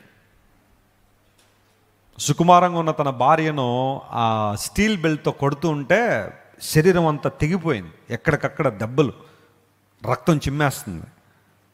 అయినా ఆమె పల్లెత్తు మాట కూడా అనలేదు. భర్త అంత భయంకరంగా ఇబ్బంది పెడుతున్నా అలా భరించింది, సహించింది. ఒక మూలకు తోసేశాడు, తలుపులు తాళం పెట్టాడు. ఎవడొచ్చి నిన్ను రక్షిస్తాడో చూస్తాను ఇప్పుడు, దేవుడు దేవుడు అంటున్నావుగా, ఎవరు కాపాడతారో చూస్తాను నిన్నని ఇల్లు ఆ తాళం వేసి తన బుల్లెట్ మీద వెళ్ళిపోతున్నాడు. వెళ్తుండగా విజయవాడ రోడ్లో ఒక చోటకు వచ్చేసరికి అప్పుడే డివైడర్లు కొత్తగా వేస్తున్న కాలం అది. ఒక డివైడర్ని ఢీకొన్నాడు. బాగా స్పీడ్ మీద వచ్చి ఒక కర్వ్ ఆ తిప్పేసరికి ఆ బైక్ స్కిడ్ అయిపోయింది. వెంటనే పడిపోయాడు. ఆ బైక్ వెళ్ళి డివైడర్ని కొట్టేసరికి తుక్కైపోయింది. ఈ వ్యక్తి కూడా తగులుకొని తలకాయ బద్దలైపోయి చచ్చిపోవాలి, కానీ ఇటువైపు పడ్డాడు. ఇన్స్పెక్టర్ గారు పడిపోయారని చెప్పి అందరూ వచ్చి గవ్వ పైకి లేవనెత్తారు. శరీరం అంతా కొట్టుకుపోయింది, రక్తం కారుతుంది. హాస్పిటల్ తీసుకెళ్లారు. ఆటోలో తీసుకొచ్చారు ఇంటికి. అందరిని వెళ్ళిపోమన్నాడు. ఈ వ్యక్తి ఆ కట్లు కట్టబడి ఆ దెబ్బలతో కాంపౌండ్లోకి వచ్చాడు. ఇతని మనసులో ఒక ఆలోచన వస్తుంది. అదేంటో తెలుసా, నా భార్యను ఇంత భయంకరంగా కొట్టాను కదా నేను, ఆమె వాళ్ళ దేవుడికి ప్రార్థన చేసి ఉంటుంది. ప్రభువా మా వాడు బయటికి వెళ్ళండి అన్న, మళ్ళీ తిరిగి రాకూడదు నాయన, నన్నా హింసించేది ప్రభువా, ఇంత భయంకరంగా కొట్టేశాడు, అందును బట్టి నువ్వు గట్టిగా శిక్షించే ప్రభువా, నీ దాసురాల్ని భయంకరంగా హింస పెట్టాడు, శిక్షించే ప్రభు అని ప్రార్థన చేసి ఉంటుంది. అందును బట్టి వాళ్ళ దేవుడు నాకు ఈ యాక్సిడెంట్ అయ్యేలాగా చేశాడు ఆయన. యూజువల్గా చాలామంది ఆలోచన చేసే విధానం అది. మెయిన్ డోర్గా వెళ్దాం అనుకున్నవాడు ఒక్కసారి నిజంగా ఏమి ఇదే ప్రార్థన చేసిందా, ఇంకేమన్నా చేస్తుందా అని చెప్పి ఆ ప్రక్కకు వచ్చి కిటికీ తలుపు తెరిచి చూశాడు. రక్తపు ముద్దలో ఉంది, దెబ్బలన్నీ తగిలేసి ఎవరు కాపాడడానికి లేరు లోపల. ఆ ఇల్లాలు మూలుగుతూ ఈ ప్రార్థన చేస్తుంది. ఏమన్నా తెలుసా, ప్రభువా నా భర్తకి నీ ప్రేమ ఏంటో తెలియదు నాయన, నీ గొప్పతనం అతనికి తెలియదు, ఒకవేళ తెలిసింటే నేను ఇలా కొట్టుండేవాడు కాదు, నీ మాధుర్యం ఆయనకు అర్థం కాక, నీ ప్రేమ యొక్క మహత్యం ఆయనకి తెలియక నన్ను ఇలా కొట్టాడు. నా భర్త బయటకు వెళ్ళాడు ప్రభువా, కాపాడండి అయ్యా, అతను రక్షించండి ప్రభువా, రక్షణ పొందడానికి అవకాశం ఇవ్వండి ప్రభువా అని ఆ ఇల్లాలు ప్రార్థన చేస్తుంటే ఇతడు అనుకున్నది వేరు. ఆమె ఇలా ప్రార్థన చేసి ఉంటుంది కాబట్టే నాకు ఇలా తగిలిందని అనుకున్న ఆ వ్యక్తి అతడి ఎక్స్పెక్టేషన్కి వ్యతిరేకంగా ఈమె ప్రార్థన చేయడం చూసి కళ్ళలో నీళ్ళు కారిపోతున్నాయి. అతనికి తెలియకుండా నీళ్ళు వచ్చేస్తున్నాయి. చాలా కఠినుడు, కర్కశమైన హృదయాన్ని కలిగిన వాడు, ఒక వెన్న కరిగిపోయినట్టుగా కరిగిపోయాడు. కళ్ళం నీళ్ళు వచ్చేస్తున్నాయి, ఆపుకోలేకపోతున్నాడు దుఃఖాన్ని. ఎంత మంచి హృదయం కలిగిన నా భార్యను నేను ఎంతగా భయంకరం కొట్టాను, ఇన్ని దెబ్బలు తిని కూడా నా క్షేమం కోసం ప్రార్థన చేస్తుంది ఏమే, ఇన్ని దెబ్బలు తిని కూడా నా భద్రత కోసం, నా సంక్షేమం కోసం ప్రార్థన చేస్తుంది ఏమే. ఇది నిజంగా దేవుని ప్రేమ కానీ మనిషి ప్రేమ కాదు. ఆమె స్థానంలో మరెవరైనా కనుక ఉండుంటే ఇప్పటికి చాలా భయంకరమైన పనులు జరిగేవి. ఇలాంటి ఆమెను కొట్టినందుకు నేను చాలా బాధపడుతున్నానని చెప్పి గబగబా తలుపు తెరిచి వెళ్ళి ఆమె పాదాల మీద పడిపోయాడు, నన్ను క్షమించాను, ఫర్గివ్ మీ. ఆమె గంటల గంటలు బహుశా ఆయనకు ప్రసంగం చెప్పలేదు, గంటల గంటల సందేశాలు ఇవ్వలేదు, కానీ a small act of love, ప్రేమతో చేసిన చిన్న ప్రార్థన కరడుగట్టిన ఆ వ్యక్తిని ప్రభు దగ్గర తీసుకొచ్చేసింది. ఆ మరుసటి ఆదివారం భార్య కంటే ముందుగా వచ్చి కూర్చున్నాడు దేవుని మందిరంలో. ఎందుకంటే యేసయ్య ప్రేమ ఎంత గొప్పదో ఆయనకు అర్థమైంది కావు. He knew the value of God's love. కొన్నిసార్లు కొంతమందికి నువ్వు గంటల తరబడి ప్రసంగాలు చెప్పాల్సిన అవసరంలా, నీ బిహేవియర్, నీ సాక్ష్యమే నీ ఓపిక, నీ సహనం, నీ ప్రేమ కొంతమంది ప్రభు దగ్గరికి తీసుకొచ్చేస్తుందేమో, లాక్కొస్తుంది దేవుని దగ్గరికి. ఎందుకు ఆయన మనల్ని ఏర్పాటు చేసుకున్నారంటే మనందరం ఫలించినట్లుగా. మీరు వెళ్ళి ఫలించుటకు, ఆ ఫలము నిలిచిండుటకు నేను మిమ్మల్ని ఏర్పాటు చేసుకున్నాను. మీరు నన్ను ఏర్పాటు చేసుకోలేదు, కానీ నేనే మిమ్మల్ని ఏర్పాటు చేసుకున్నాను. దేవుడే గనక తన వైపు మనల్ని ఆకర్షించకపోతే మనలో ఏ ఒక్కరైనా ప్రభు దగ్గరికి వచ్చి ఉండేవాళ్ళమా? ఖచ్చితంగా రాదు. నన్ను ఆకర్షించుము, మేము నీ యొద్దకు వచ్చేదమని పరమగీతాల్లో రాయబడిన రీతిగా it is God who attracted us, who pulled us towards him. ఆయన వైపుగా మనల్ని ఆకర్షించుకున్నది ఆయనే. ఆ ప్రేమను బట్టి మనం ప్రభువును స్తుతించాలి. ఇప్పుడు దావీదున్నాడు, ప్రభువా నువ్వు నన్ను జ్ఞాపకం చేసుకో. ఎందుకోసం అంటే నీవు ఏర్పరచుకొనిన వారి క్షేమమును నేను చూడాలని ఆశిస్తున్నాను ప్రభువా. దేవుని ఏర్పాటులో నిలిచిన్నవారు క్షేమంగా ఉంటారు. దేవుని ఏర్పాటులో నిలిచిన్నవారు భద్రంగా ఉన్నారు. అనేక సార్లు దుష్టుడు వారిని కదపాలని, వారిని ఇబ్బంది పెట్టాలని, నాశనానికి ఈడ్చిపోవాలని ప్రయత్నం చేశాడు. కానీ దుష్టుని నుండి దేవుడు మనల్ని ఏం చేస్తున్నాడు చెప్పండి? కాపాడుతున్నాడు. యేసు ప్రభు నేర్పిన ప్రార్థన, వాస్తవంగా దాన్ని పరలోక ప్రార్థన అంటాం, కానీ వాస్తవానికి అది ప్రభువు నేర్పిన ప్రార్థన కదా. యేసయ్య నేర్పించాడు ప్రార్థన చేయడం. అందులో ఏమన్నాడు? శోధనలోనికి తేక దుష్టుని నుండి మమ్మల్ని ఏం చేయి, తప్పించు ప్రభువా.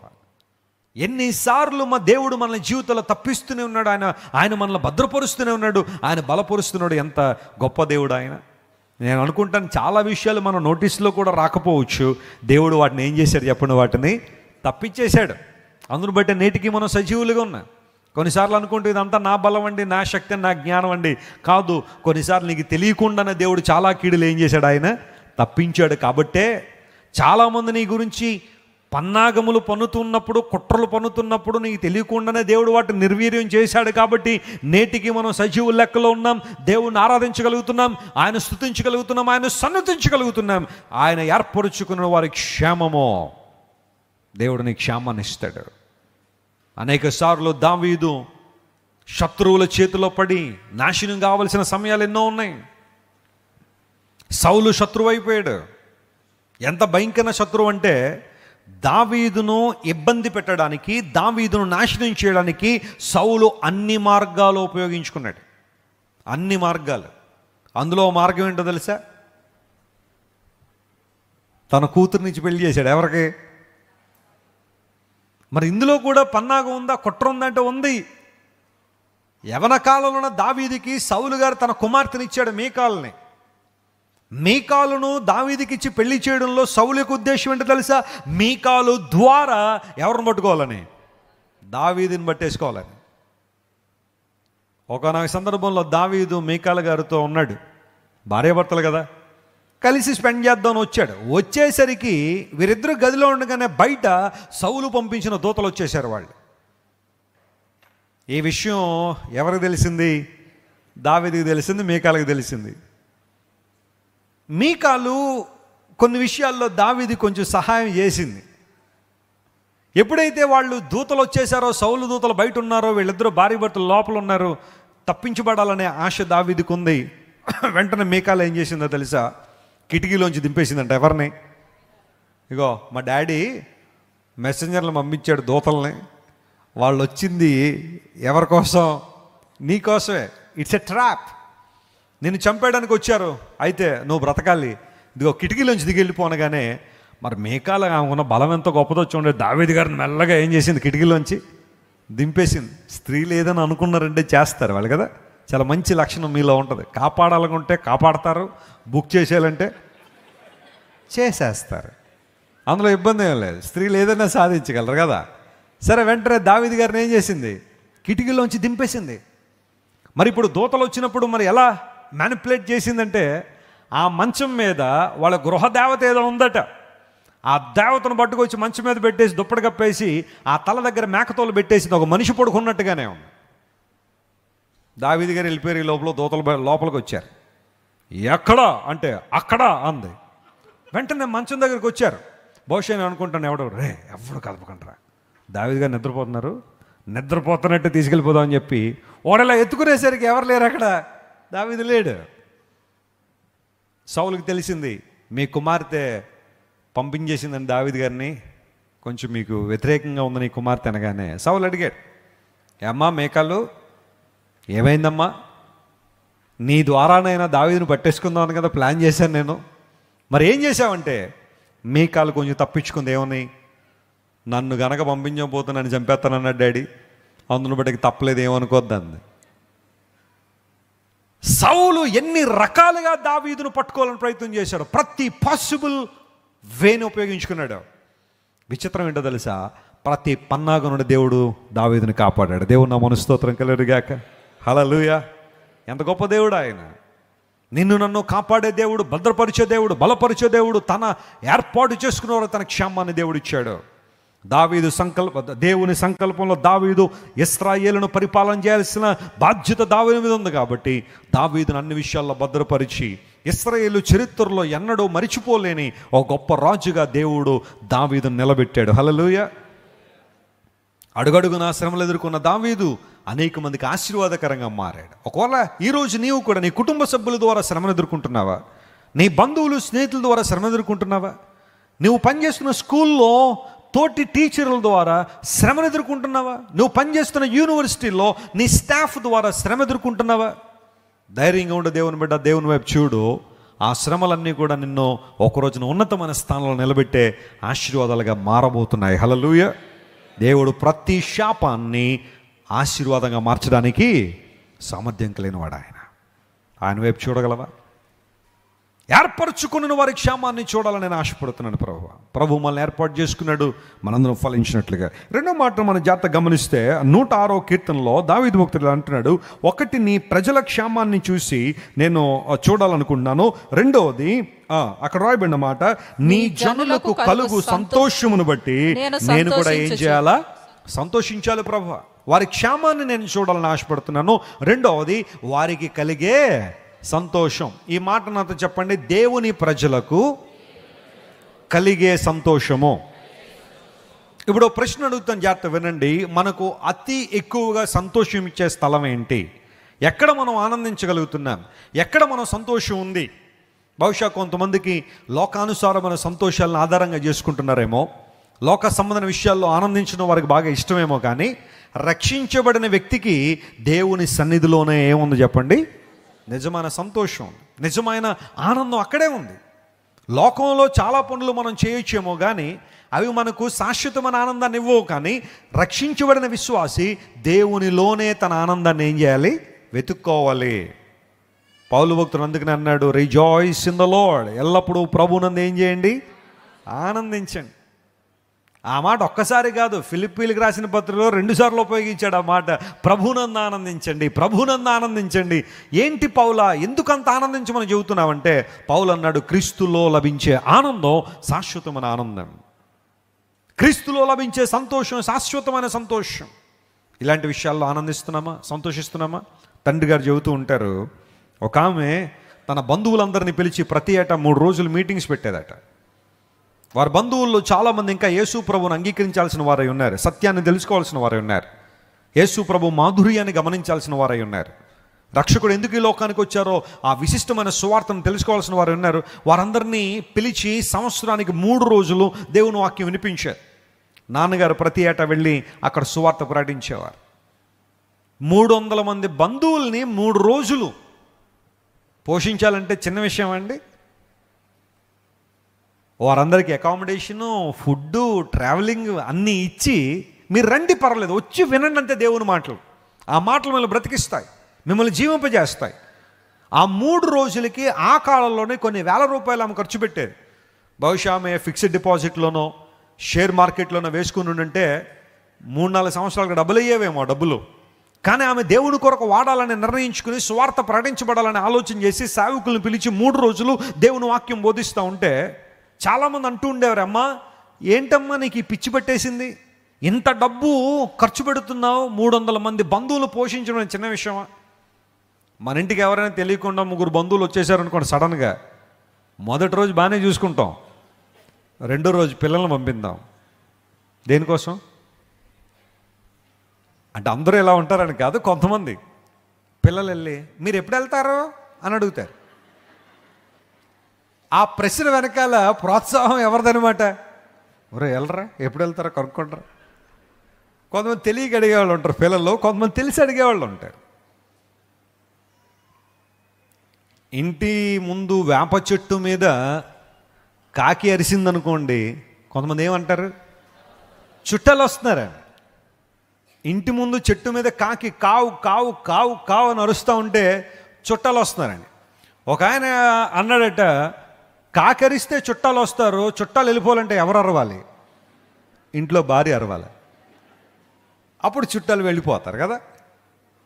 3 రోజులు ముగ్గురిని పోషించాలంటేనే చాలా కష్టమవుతున్న సందర్భాలు ఇవి. కానీ 300 మందికి సువార్త చెప్పడం అంటే ఏంటమ్మా నీకు ఆనందం, ఏంటి సంతోషం, పరలోకంలో నా ఫలం ఏమవుతుంది, అధికమవుతుంది. దేవుని కార్యాల కోసం వాడబడడం, ఆయన మహిమ కొరకు వాడబడడం, దేవుని చిత్తానుసారంగా వాడబడడం, అది మనకు ఆనందం ఇచ్చే అంశమై ఉండాలి. నేను లాస్ట్ ఇయర్ మరియు ఈ సంవత్సరం కూడా దైవజనుడు నిక్ గారిని కలిశాను. నేను మీలో చాలామంది తెలుసు కదా, నిక్ గారు చేతులు కాళ్ళు ఉండవు ఆయనకి, ఎ మ్యాన్ వితౌట్ లిమ్స్, చేతులు కాళ్ళు లేవు ఆయనకి. ఆయనకు ఒక బండి ఉంటుంది, దాని మీద కూర్చుని ఆయన ఆపరేట్ చేసుకుంటూ ఉంటాడు, ఎక్కడ కావాలంటే అక్కడికి వెళ్ళిపోతుంటారు. ఆయన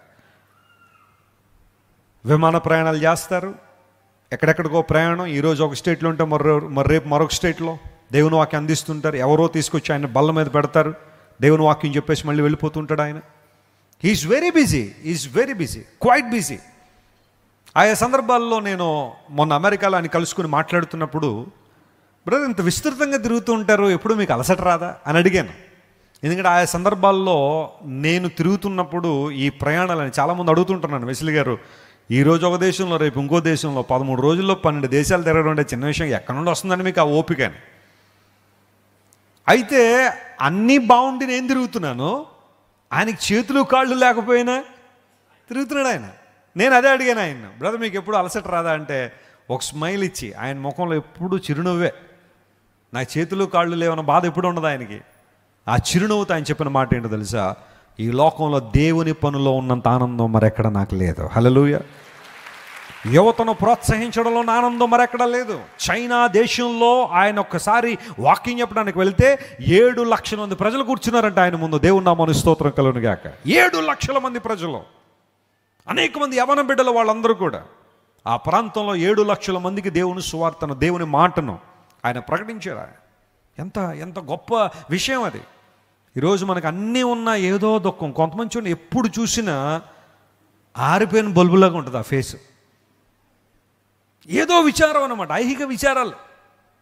మాకు అది లేదండి వెస్లీ గారు, ఇది లేదండి, అది లేదండి, ఇది లేదు, ప్రతిసారి ఏదో లేదన్న బాధే తప్ప దేవుడిచ్చిన వాటిని బట్టి ఏం చేయట్లేదు. చాలామంది సంతోషించలేకపోతున్నారు, స్తుతించలేకపోతున్నారు. లక్ష్యాలు ఉండొద్దని అంటలేదు, ఉన్నతమైన స్థానం చేరుకోవద్దని అంటలేదు. నీకు కావలసినవి పొందుకోవడంలో తప్పేమీ లేదు. కానీ లేని వాటిని బట్టి నువ్వు ఎప్పుడూ కురింగిపోతా ఉంటే ఇంకెప్పుడు ఆనందించగలుగుతావు నువ్వు దేవునిలో. ఈరోజు నీకు ఒకటి లేదని ఏడుస్తున్నావు, రేపు పొద్దున దేవుడు నాకు ఇది ఇస్తాడు, మళ్ళీ ఇంకొకటి లేదని ఏడుస్తావు మరలా. It's an attitude. Develop an attitude of gratitude. ఉన్న వాటిని బట్టి దేవుని స్తుతించడం నేర్చుకో. ప్రభు ఇంకా ఇంకా ఉన్నతమైన ఆశీర్వాదాలు ఎన్నో నీకు దయచేసి. That's the secret in God. దేవునిలో ఉన్న ఆశీర్వాదం అది. లేని వాటిని బట్టి నువ్వు ఎప్పుడు చింతపడడానికి లేదు. ఉన్న వాటిని బట్టి దేవునికి ఏం చేయాలా, స్తుతులు చెల్లించాలి. యేసే చేసిన పని అదే కదా. 5,000 మంది మనుషులు ఆయన ముందు కూర్చుని ఉంటే, పురుషులు ప్రాముఖ్యంగా, భార్య పిల్లలు లెక్కబడితే 20,000 మంది. ఆయన చేతిలో ఉన్నవి 5 రొట్టెలు 2 చిన్న చేపలట. మళ్ళీ పెద్దవి కాదు, ఏమో పెద్ద పెద్ద తిమింగళాలు లాంటివి అనుకుంటారు. మళ్ళీ చిన్న చేపలని బైబిల్లో మెన్షన్ చేశారు. అందుకనే సోదరులు కొంతమంది నాకు అప్పుడప్పుడు ఆయా ప్రాంతాల నుండి చేపలు పట్టుకొస్తూ ఉంటారు. రాములని ఒక చేపలు ఉంటాయి, చాలా బాగుంటాయి టేస్ట్, నాకు చాలా ఇష్టం. ఆ చేపలు చిన్నగా ఉంటాయి, చేపలు, చిన్న చేపలు. బహుశా ఆ రోజుల్లో యేసుప్రభు ఉన్న కాలంలో చిన్నపిల్లవాడు కూడా చిన్న చేపలు 2 పట్టుకెళ్ళి, ఒక 5 రొట్టెలు 2 చిన్న చేపలు అతని బ్యాగ్లో ఉన్నాయి, పట్టుకు చేసే ప్రభువుకి ఇచ్చారు. అవి ఎంత గట్టిగా తింటే ఒకళ్ళకి కూడా సరిపోవు అవి. 5 రొట్టెలు 2 చేపలు అంటే 2 ఫిష్ బర్గర్లు అవుతాయి. బర్గర్ అంటే తెలుసు కదా, పైన ఒక రొట్టె కింద ఒక రొట్టె మధ్యలో అయితే మాంసం లేకపోతే వెజిటేబుల్స్ పెడుతూ ఉంటారు. నేను మన యూరోప్లో చాలా రోజులు బర్గర్ల మీద బతికారు. నేను అక్కడ రైస్ ఇవన్నీ పెట్టిన వాళ్ళు ఎవరు లేరు, ఎందుకంటే ఆ దేశాలు ఇంక అవే తింటారు కాబట్టి బర్గర్ల మీదే పైన ఒక రొట్టె, కింద ఒక రొట్టె, మధ్యలో మాంసం, చక్కగా దేవానికి స్తోత్రం అని తినేయడమే. బహుశా ఆ రోజున ఆ బిడ్డ కూడా 5 రొట్టెలు 2 చేపలు అంటే 2 బర్గర్లు అవుతాయి. 2 రొట్టెల మధ్యలో ఒక చేప. ఎంతమందికి సరిపోతాయి? ఆ స్థానంలో మనం ఉంటే ఇవి ఎంత మాత్రం ఎవరికి ఇస్తాము ఇవి అని సనిగా పడారేమో. కానీ యేసయ్యకు రహస్యం తెలుసు. ఉన్న వాటిని బట్టి దేవునికి స్తుతించడం ప్రారంభించారు. Thank you God. ఆ మాటలోనే అభివృద్ధి ప్రారంభించబడింది. స్తోత్రం కలుగును గాక. మల్టిప్లికేషన్ అనేది అక్కడే స్టార్ట్ అయిపోయింది. ఎప్పుడైతే స్తుతిస్తావో నీకున్న వాటిని దేవుడు ఇంకా ఆశీర్వదించడం మొదలు పెడతాడు. అంతేగాని లేని వాటిని బట్టి కృంగిపోతూ ఉంటే ఆ కృంగుదల నిన్ను ఒక రోజున డిప్రెషన్లో తీసుకెళ్ళిపోతుంది. చాలా జాగ్రత్త సుమా. ఆనందించు ప్రభులో, రిజాయిస్ ఇన్ ద లార్డ్. దేవుని వాక్యం వినడంలో, ప్రార్థన చేయడంలో, దేవుని వాక్యం చదవడంలో, పరిశుద్ధుల సహవాసంలో, దేవునికి సంబంధించిన మీటింగ్స్లో పాల్గొనడంలో, దేవునికి ఇవ్వడంలో, దేవుని కోసం నడవడంలో, దేవుని రాజ్య అభివృద్ధిలో వాడబడడంలో సంతోషాన్ని వెతుక్కో. ఈ సంతోషం శాశ్వతమైన సంతోషం. ఈ సంతోషం నిజమైన సంతోషం. ఈ సంతోషం అనేక మందికి వెలుగునిచ్చే సంతోషం. నీ ప్రజలకు కలుగు సంతోషమును బట్టి నేను కూడా ఏం చేస్తున్నానో సంతోషిస్తున్నాను. ఎంత మంచి లక్షణం. 3వ మాట, ఆ మాట చదువుకుని ముగింపు ప్రార్థన చేద్దాం. చూడు, 3వది, నీ స్వాస్థ్యమైన వారితో కూడా కొనియాడునట్లు నేను కూడా ఏం చేయాలా? కొనియాడాలి. ఆదివారం మనందరం దేవుని మందిరానికి ఎందుకు వస్తున్నామో, ఇక్కడ ఉన్న వాళ్ళందరూ ఎవరు? అందరూ చెప్పాలి గట్టిగా, ఎవరు వీళ్ళంతా? మన శారీరక బంధువులా వీళ్ళు? మీలో ఏ ఒక్కరికైనా మేము శారీరక బంధువులమా? పోనీ మీరు మాకు బంధువులా? కాదు కదా. మనందరం ఆధ్యాత్మికమైన కుటుంబం. మనందరినీ కలిపింది ఎవరు? యేసయ్య రక్తం. యేసుక్రీస్తు ప్రభువు రక్తము ద్వారా కడగబడిన మనందరం, కొనబడిన మనందరం ఒక్క సంఘముగా చేరి ఆయన ఆరాధించడానికి, ఆయన కొనియాడడానికి నీ స్వాస్థ్యమైన వారు. సంఘానికి మరొక పర్యాయ పదం ఏంటో తెలుసా? సంఘానికి వాడబడిన మరొక పర్యాయ పదం దేవుని స్వాస్థ్యము. హల్లెలూయా. నువ్వు నేను దేవుని సొత్తు, దేవుని స్వాస్థ్యం. కొన్నిసార్లు అపవాది నీ దగ్గరికి వచ్చి నువ్వెందుకు పనికిరాని దాని అంటాడు, నువ్వెందుకు పనికిరాని వాడవంటాడు. నువ్వు చాలా చాలా ఒక మాటలో చెప్పాలి, నీ ద్వారా ఏ ఉపయోగం లేదన్నట్టుగా అపవాది మాట్లాడుతుంటాడు. అఫ్కోర్స్ ఒకప్పుడు మనందరం కూడా అలాంటి స్థితిలో ఉన్నవారమే. కానీ యేసయ్య మనల్ని ఏరి కోరి తన రక్తం కార్చి మనల్ని కడిగి తన బిడ్డలుగా చేసుకున్నాడు. ఇప్పుడు మనందరం కూడా దేవుని దృష్టిలో విలువైన వారం. పేతురు మహాశయుడు ఎలా అంటాడు, ఒకప్పుడు మనందరం చీకట్లో ఉన్నాం, కానీ ఇప్పుడు యేసు ప్రభువు మనల్ని ఆశ్చర్యకరమైన తన వెలుగులో తీసుకొచ్చాడు. ఎందుకోసం అంటే మనందరం ఆయన సొత్తైన ప్రజలంగా. ఎవరైనా మీ దగ్గరికి వచ్చి ఈ ప్రశ్న ఎప్పుడైనా అడుగుతారేమో, అడిగుండొచ్చు, లేదా ఇప్పటిదాకా అడగకపోతే రేపు పొద్దున ఎవరైనా అడగచ్చేమో, మీరు ఎవరు? అడిగారా మిమ్మల్ని ఎవరైనా? మీరు ఎవరు? అప్పుడు మీరు ఇవ్వాల్సిన ఆన్సర్ ఏంటో తెలుసా? నేను దేవుని సొత్తు. Hallelujah. I belong to God. ఎందుకంటే దేవుడు అన్నాడు, యు ఆర్ మైన్. నీవు నా సొత్తు అని దేవుడు అన్నాడు. నీవు నాకు చెందినవాడు. We are God's inheritance, we are God's heir. మనం దేవుని వారసులము, క్రీస్తుతోడి వారసులం అన్నాడు పౌలు భక్తుడు. మన పౌరస్థితి ఎక్కడుంది? పరలోకంలో ఉంది. We are heavenly citizens. మనం పరలోక పౌరులం, దేవుని స్వాస్థ్యమై ఉన్నాం. కొన్నిసార్లు నేను విలువను తక్కువ చేసి మాట్లాడే వాళ్ళు ఉండొచ్చు. మనిషికి వచ్చే చాలా బాధలో బాధ ఏంటంటే, నాకు కావాల్సిన విలువ నాకు ఇవ్వట్లేదండి అంటారు. నా భర్త నాకు విలువ ఇవ్వట్లేదండి, నా భార్య నాకు విలువ ఇవ్వట్లేదండి, నా పిల్లలు అస్సలు పట్టించుకోవట్లేదు, నన్ను విలువ లేని వరగా తీసిపడేశారండి. ఎక్కువగా వచ్చే ఆ కృంగుదల్లో ఇదొకటి. నాకు విలువ ఇవ్వట్లేదు, నాకు విలువ ఇవ్వట్లేదు. మనుషులు నీకు విలువిస్తే ఆశ్చర్యం, కానీ విలువ ఇవ్వకపోతే ఆశ్చర్యం ఏమో. దానిలో మనిషి స్వభావం అది కదా. నీ దగ్గర ప్రయోజనం ఉన్నంతకాలం నేను పొగుడుతారు మనుషులు. నీతో ఏమన్నా లాభం ఉంది అంటే చాలా చక్కగా నేను పొగిడే వాళ్ళు ఉంటారు. ఒక్కసారి నీతో ఇంక ఏ లాభం లేదనుకుంటే అప్పుడు నిజమైన రంగులు బయటకు వస్తాయి, ట్రూ కలర్స్ అని బయటకు వచ్చేస్తాయి. ఇంకా నీ ద్వారా ఏ ఉపయోగం లేదు అనుకున్న రోజున నిజమైన రంగులు బయటకు వస్తాయి. భార్య ఆరోగ్యంగా ఉన్నంత వరకు కావాలి భర్తకు, భార్య అవసరం ఉంది. కానీ భార్యకు ఆరోగ్యం కోల్పోయి ఇంకా భార్య మంచం పట్టేసిందన్న పరిస్థితుల్లో ఎంతమంది భర్తలు భార్యను ప్రేమిస్తున్నారు చెప్పండి? భర్త సంపాదించేంతకాలం భర్త కావాలి. ఏదైనా పరిస్థితులను బట్టి కొన్ని నెలల పాటు లేదా సంవత్సరాల పాటు సంపాదన లేకపోతే భార్య దృష్టిలో భర్త ఏమైపోతాడో తెలుసా? విలువ లేనివాడైపోతాడు. గొడవ వచ్చిన ప్రతిసారి, కాన్ఫ్లిక్ట్ వచ్చిన ప్రతిసారి నీ ద్వారా నాకేం ఉపయోగం ఉందనే ప్రశ్న రావడానికి కారణం ఏంటో తెలుసా? భర్త ద్వారా బహుశా ఏ ప్రయోజనం రావట్లేదేమో. తల్లిదండ్రుల అవసరం ఉన్నంత వరకు పిల్లలు వారిని సన్మానిస్తారేమో, కానీ ఒక్కసారి ఆస్తిపాస్తులన్నీ పిల్లల మీద ట్రాన్స్ఫర్ అయిపోగానే తల్లిదండ్రులు ట్రాన్స్ఫర్ అయిపోతారు ఎక్కడికి? Old age home. Mummy daddy ఏం అనుకోకండి, మరి ఇక్కడ మేము బిజీగా ఉంటున్నాం కదా, అక్కడ మీకు ప్రశాంతంగా ఉంటుంది, కొంచెం అక్కడికి వెళ్ళిపోండి. లేరండి ఇలాంటి పిల్లలు లేరా? నేను హైదరాబాద్లో ఒక ఓల్డ్ ఏజ్ హోమ్ని విజిట్ చేశాను. పేరు చెప్పను కానీ రిచ్ ఓల్డ్ ఏజ్ హోమ్ అది. అంటే రిచ్ అని ఎందుకన్నా తెలుసా? అక్కడ రిచ్ పీపుల్ తల్లిదండ్రులు అందరూ అక్కడే ఉన్నారు. అక్కడ పిల్లలు సీఈఓలు కంపెనీలకి, పిల్లలు పెద్ద పెద్ద ఆంటర్ప్రీనర్స్. వాళ్ళు అమెరికాలో, ఇండియాలో కంపెనీలు కలిగి కోట్ల కొలది టర్న్ ఓవర్ కలిగిన ఆ పిల్లల తల్లిదండ్రుల్ని తీసుకెళ్ళి ఆ ఓల్డ్ ఏజ్ హోమ్లో పెట్టేశారు. నెలకు ఒక్కొక్కళ్ళకి 20-30 వేలు కడతారు వాళ్ళు. మా మమ్మీ డాడీని బాగా చూసుకోండి, మేము చూసుకోవడానికి టైం లేదని చెప్పి తీసుకెళ్ళి అక్కడ పెట్టి 30 వేలు కడతారు ఒక్కొక్కళ్ళకి. వాళ్ళకి ప్రతిరోజు ఎవరో వచ్చి సేవ చేస్తూ ఉంటారు. పిల్లలు వారితో మాట్లాడే టైం లేదు, వాళ్ళని పలకరించే టైం లేదు. ఒక తల్లిదండ్రులతో మాట్లాడుతున్నాను, అమ్మ మీ పిల్లలు ఇక్కడ మిమ్మల్ని వదిలిపెట్టి వెళ్ళారు కదా, వాళ్ళు మిమ్మల్ని వ్యక్తిగతంగా కలిసి ఎంతకాలం అయిందని అడిగాను. బోర్ నేర్చారు ఇద్దరు. ఎప్పటికి 7 సంవత్సరాలు అయిందయ్యా నా కుమారులు నన్ను చూడడానికి రాలేదు. ప్రతి నెల డబ్బులు కడతారు, కాదంటలేదు, కానీ ఆ డబ్బులతోనైనా సమస్తం సాధ్యమయ్యేది. మా మనవళ్ళని చూసుకోలేకపోతున్నాం, వాళ్ళతో మాట్లాడలేకపోతున్నాం. నా పిల్లలు నన్ను చూసి 7 సంవత్సరాలు అయింది.